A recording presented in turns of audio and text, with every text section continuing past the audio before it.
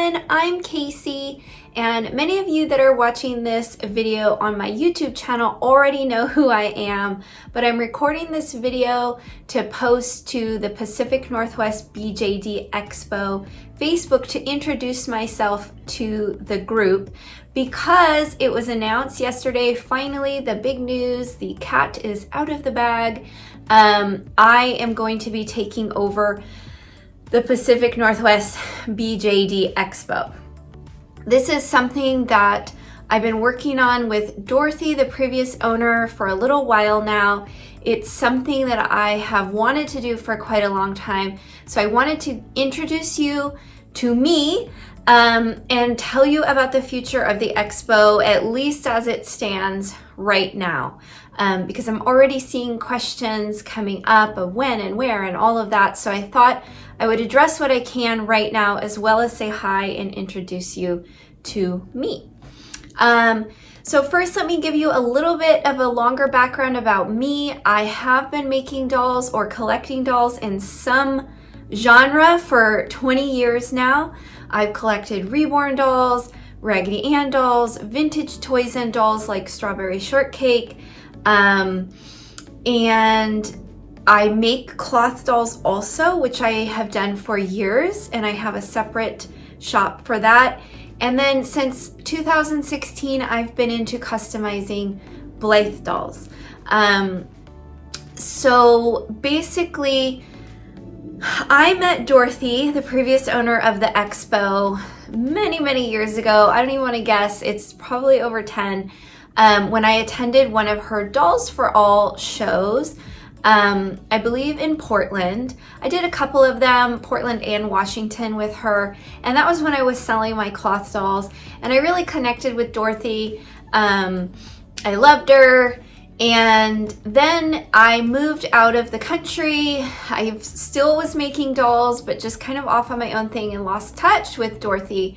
And then when I returned to the US, I actually ran into someone at BlytheCon that had done those shows also with me years ago and had known Dorothy, and I asked her how Dorothy was doing and what was up, and she said she started this new expo, the BJD Expo. And so when I reconnected with Dorothy and realized she was doing this, I definitely wanted to be involved. And so in 2019, I attended the Pacific Northwest BJD Expo, and I do have a video on my channel sort of that weekend that I can link to so you can see how that was. And I was just a vendor there. I also taught a getting started on Blythe customization sort of intro. It wasn't really a workshop, but I believe it was just sort of a presentation is a better way to explain it. And had such a blast reconnecting with Dorothy. So as you all know, the pandemic happened, and I had actually thought a lot about Dorothy through the pandemic because I'd planned to attend the BJD Expo last year in 2020, and if you all know, if you were planning on going to the Expo, you know that it was right when the big COVID happened, and it was right when COVID was happening in Seattle, which is where the Expo was.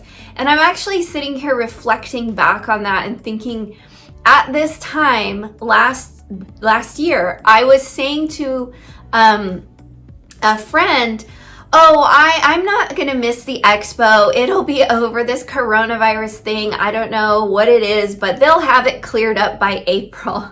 Of course, we all know that's not what happened, and it continued on and on and on. And Dorothy did a great job of keeping us all informed, refunding everybody, pushing it ahead, and everything she could to make it happen, and it just didn't. And so I thought about her a lot after it was officially canceled, about what she would be doing with the future of her shows. And when I saw that she has decided to step down doing doll shows, I knew that I could not let her legacy die. It was something I had wanted to do anyway. Prior to the pandemic, I had been researching locations to potentially do a Blythe type workshop expo. I wasn't quite sure what it was going to be, but I had started looking into that locally. So it really was the right time for me to jump in and take this on, especially with Dorothy's help and mentorship. So that's kind of how that happened. Dorothy and I are still transitioning all the details and all the things that I need to take over this event. So please bear with us. That in itself is a long process, but just so you know a little bit personally about me, I have a lot in the works this year. I'm actually a surrogate and planning to be pregnant here very, very soon in the next couple of weeks. So bear with me as I'm dealing with that process and taking this over and getting ready to prepare it for the future. So before we go into those details and what I'm looking at and having planned, I just thought I would mention my small little BJD collection. So I'm not primarily a BJD collector. I primarily focus on Blythe, but Blythe and BJD have always sort of been somewhat intertwined. The communities typically overlap in some ways and some ways not. The hobby is different in some ways and some ways the same. So I'm really hoping to bring some of that Blythe aspect into the expo. I know that was something Dorothy was wanting to do as well. That's one of the reasons why she, supported me being there and other Blythe collectors. So I do have a small collection. Most people that know me on this channel know that I'm not actively collecting right now because I'm working on a lot of other personal goals, and I'm not in a financial position really to be collecting a lot. I have been a strong collector in the past, so I have a pretty small collection of each type of doll. So I have a couple reborns, I have cloth dolls, I have teddy bears, lots of different genres. And so these are my 3 BJD dolls that I thought I would share with you. One of them is super special regarding this event, so let's just start with this one. This one I've had for quite a long time. It's a Pinky doll. I think that's her shop name now. I probably should have looked them up before, but I don't, and so I don't remember the name of her, but I haven't had her. I've had her for quite a long time, so I can't remember the artist. And I'm typically drawn to dolls that kind of have a either really cute or quirky look. So that one I think is very quirky. And then of course I have an Ireel doll. This is Erie, I believe. Please, if I'm wrong, let me know.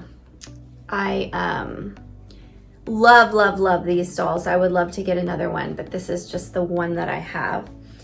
And then this special doll is a Connie Lowe doll, and I actually won her at the Pacific Northwest BJD Expo. So there was a raffle and I got the doll, a blank doll, and I literally let out a yell when I won her because I had put my raffle tickets in different buckets, but most of my tickets went into her. And when I've done that strategy in the past at expos and conventions, I never win. And I believe that they drew the winners. There was 3 for this doll at the end. And so I did not expect to win. I had already heard a lot of winners. And so I couldn't believe it when I won her. And I was so thrilled. So I actually did her face up and finished her, but she probably is one of my most special dolls, and now is even more special as an expo doll that I'm now taking over. So I thought she would sit here with us as we chat. So let's get on to the expo and what I'm thinking as of right now going forward.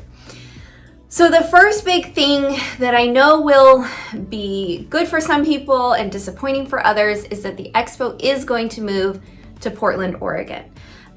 This was actually suggested by Dorothy for a multitude of reasons, some of them having to do with Seattle and some logistical issues. But I was really excited when she suggested it because it was already sort of something that I wanted to do.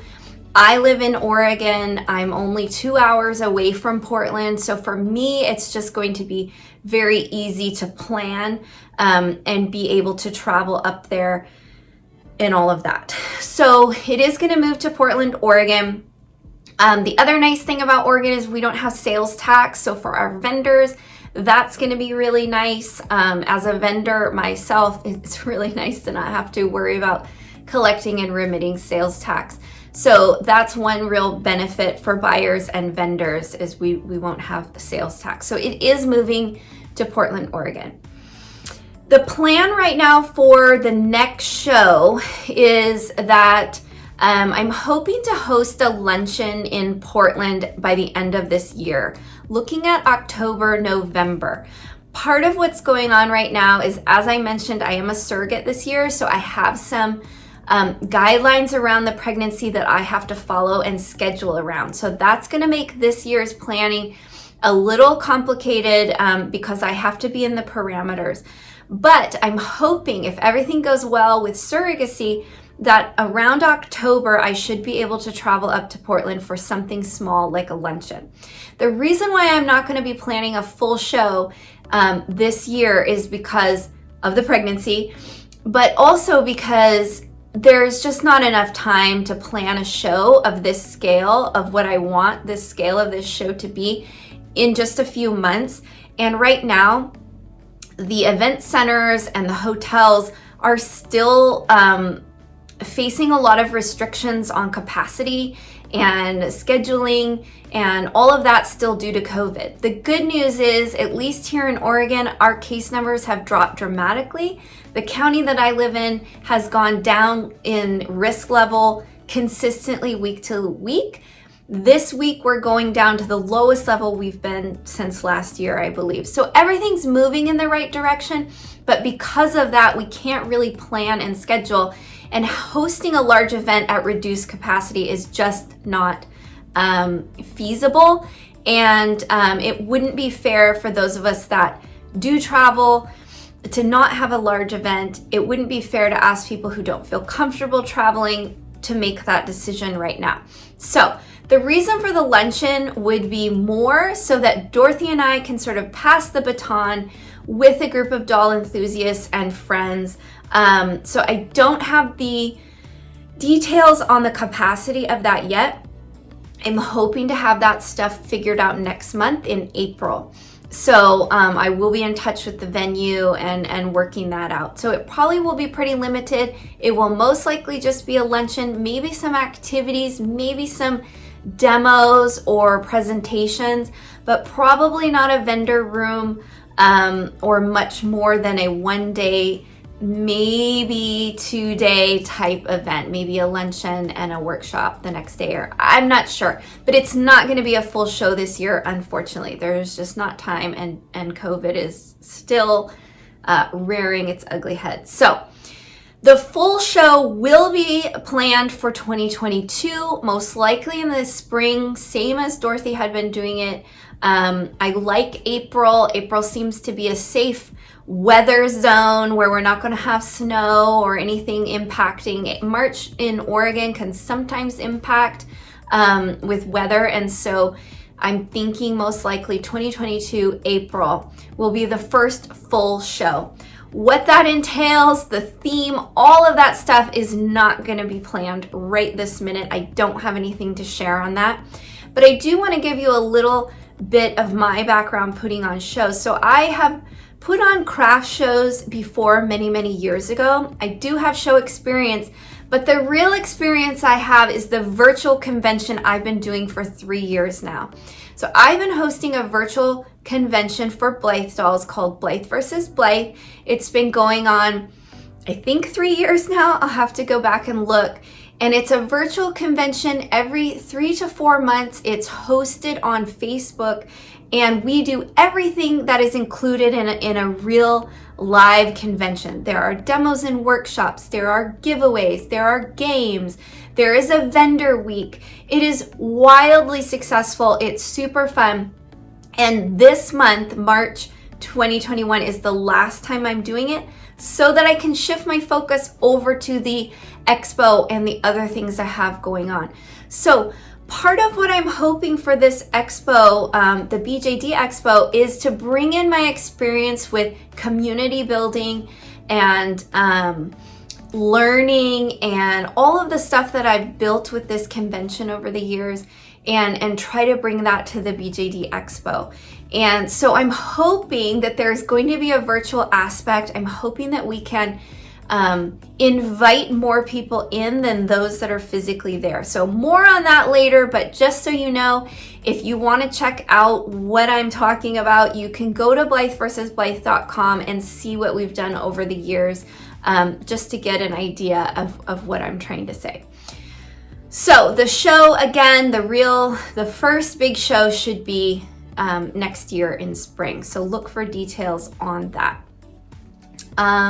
So with that being said, I will really be ramping up and announcing to you as things are happening through the year as far as planning the next show. I really want to have a strong vendor room with lots of buyers. As vendors, we want to sell and make connections, and I want to ramp that up with the skills that I have from Blythe versus Blythe. And some of the connections I have in the community. So I have some great ideas for that. So if you're considering being a vendor, please watch for that information. I also want to ramp up the teaching and workshops. I think a lot of people want to get into making dolls in some aspect or making some part of a doll. And I've found that when people are involved, when they're making and they're feeling like they have a stake in the hobby, they are much more involved, and it's a stronger community. So I want to teach people more. Teaching is a background of mine. Prior to really kind of running a doll business, I'm also a teacher. I taught out of the country for several years. I still teach here where I live at the community college. So teaching is a huge aspect for me. So when I think about an expo or a convention, I think there are really 4 pillars of what makes it great, right? So there's community and friendship is one of them. So how do we facilitate that? How do we grow that? Then there are the workshops and teaching. So that is really important to have high quality teachers teaching things people really want to learn how to do. And then you have just the giveaways and raffles. So everybody likes to leave with something. So one of the aspects of Blythe versus Blythe is that everyone gets something. It's called the entry gift. In real life conventions, it's the goodie bag. So I really want to turn that into something people really are excited to get and can go home with. And then the last is the vendors, is the shopping experience. And for vendors, they want buyers. And for shoppers, they want variety. And they want to see things they haven't ever seen before and touch things and be up close and not just be ordering online. There is something really fun about that, especially when vendors bring show-specific items that you can't get anywhere else.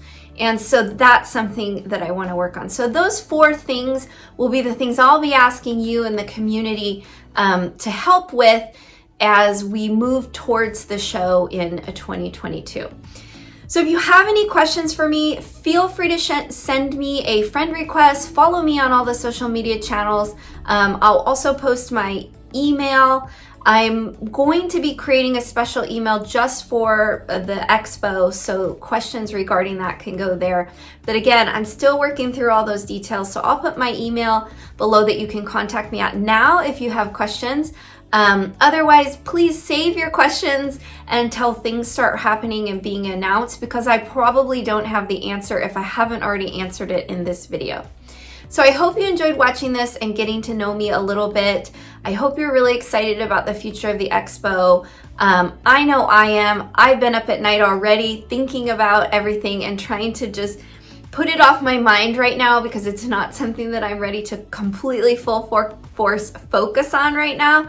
But I can't wait to make a great show for you and a fun thing and a community building event that we all can cherish year after year. So thanks for watching, and I'll see you all real soon.